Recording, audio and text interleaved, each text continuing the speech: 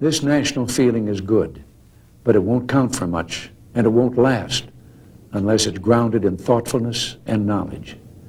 An informed patriotism is what we want. And are we doing a good enough job teaching our children what America is and what she represents in the long history of the world?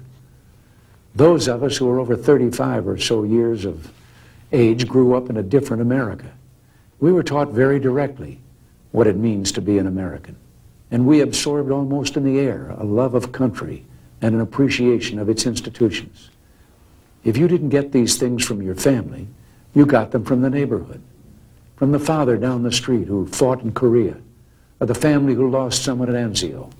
Or you could get a sense of patriotism from school. And if all else failed, you could get a sense of patriotism from the popular culture. The movies celebrated democratic values and implicitly reinforced the idea that America was special. TV was like that too, through the mid-60s. But now we're about to enter the 90s, and some things have changed. Younger parents aren't sure that an unambivalent appreciation of America is the right thing to teach modern children. And as for those who create the popular culture, well-grounded patriotism is no longer the style. Our spirit is back, but we haven't re-institutionalized it. We've got to do a better job of getting across that America is freedom. Freedom of speech, freedom of religion, freedom of enterprise, and freedom is special and rare. It's fragile. It needs production.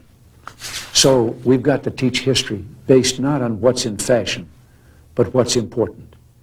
Why the Pilgrims came here, who Jimmy Doolittle was, and what those 30 seconds over Tokyo meant. You know, 4 years ago, on the 40th anniversary of D-Day, I read a letter from a young woman writing to her late father, who had fought on Omaha Beach. Her name was Lisa Zanata Hen, and she said, "We will always remember. We will never forget what the boys of Normandy did." Well, let's help her keep her word. If we forget what we did, we won't know who we are. I'm warning of an eradication of the American memory that could result ultimately in an erosion of the American spirit. Let's start with some basics. More attention to American history and a greater emphasis on civic ritual. And let me offer lesson number 1 about America. All great change in America begins at the dinner table. So tonight in the kitchen, I hope the talking begins.